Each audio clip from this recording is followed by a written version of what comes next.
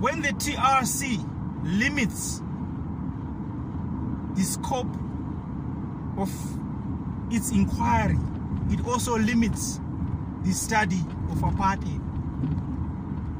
It is not a surprise then that Nelson Mandela says never and never and never again. But he does not provision for the study of apartheid. How do you say never and never and never again to something that you do not study? But that is what happens because the TRC limits its scope.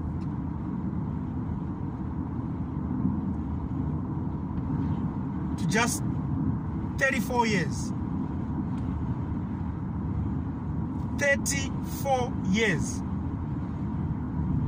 Can you believe that that's the scope of the inquiry into apartheid? 34 years.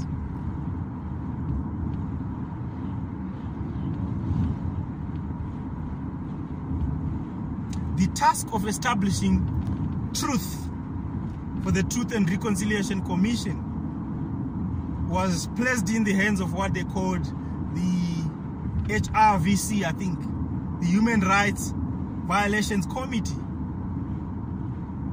And this committee, it limited its investigation to what it called, quote unquote, bodily integrity rights, close quote, bodily integrity rights, and what it also called physical gross human rights abuses, close quote.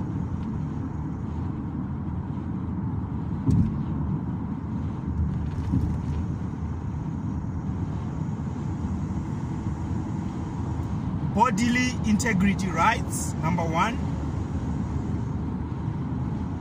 Number two, gross physical human rights abuses, close quote. That's also where they close their inquiry. Anything else doesn't fit our scope. I'm not interested.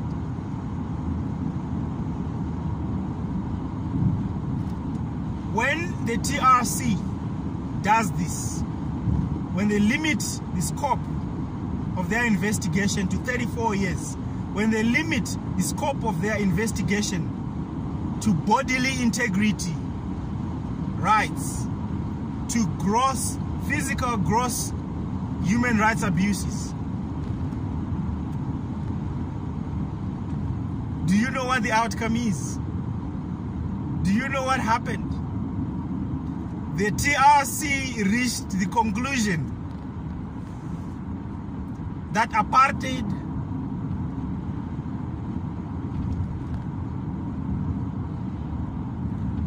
violated 37,672 people. That is the conclusion that the TRC reaches. Only 37,672 people were violated by apartheid. That is the conclusion that was reached by the TRC. The TRC reaches the conclusion that apartheid only killed 9,980 people. Can you believe this? Can you believe that the TRC, because of its narrow focus, deliberately narrow focus, it reaches the conclusion that apartheid killed 9,980 people. 9,000 people. That apartheid affected only 37,000 people. And you tell me that this is not a loophole that is being created? How can you say that apartheid killed only 9,000 people? How can you say that apartheid only affected 37,000 people? Unless you are inaugurating a loophole.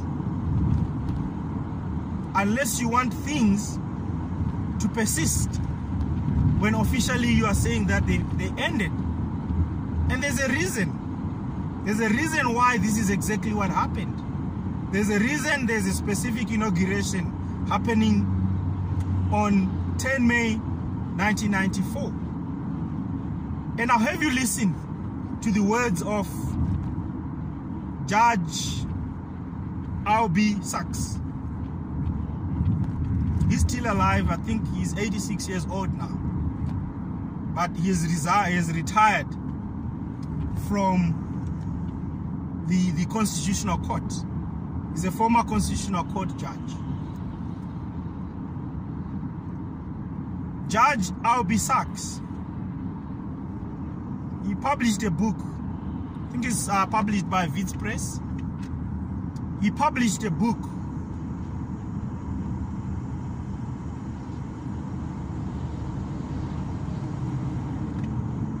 titled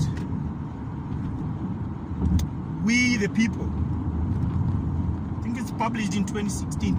We the People. So you can look for that book.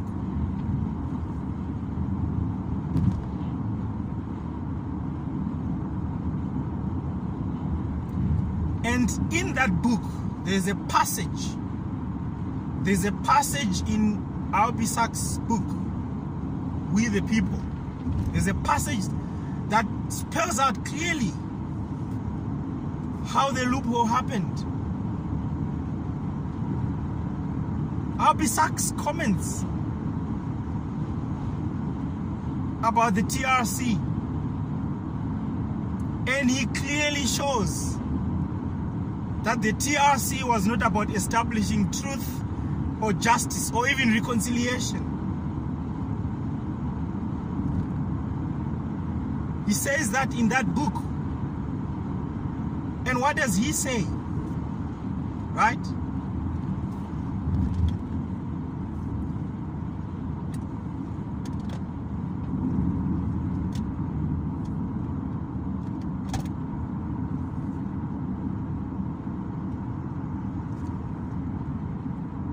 Judge Albie Sachs says,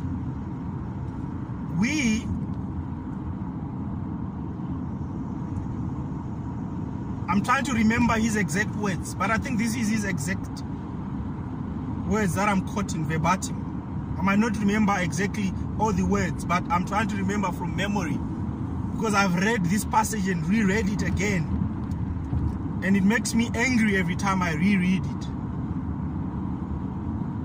But he's being honest also. So I like this passage because of its honesty. So Judge Albie Sachs says, we had practical reasons, right? We had practical motives. So he doesn't use the word reasons, he says motives, I think. He says we had practical motives for producing a process with a defined date of closure. That's what he says. We had practical motives for producing a process with a defined date of closure. He's talking about the TRC. He's talking about practical motives. He's talking about production. You like a production, like a film production, right? My PhD is in the area of film, right? In the area of media studies. And I know all about productions. And this Constitutional Court judge, whose hand was blown off by a car bomb in Mozambique,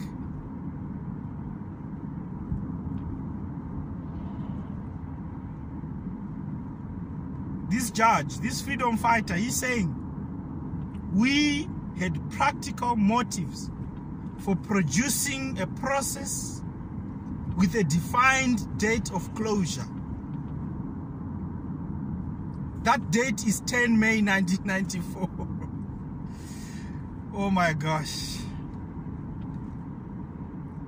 Should we play some music?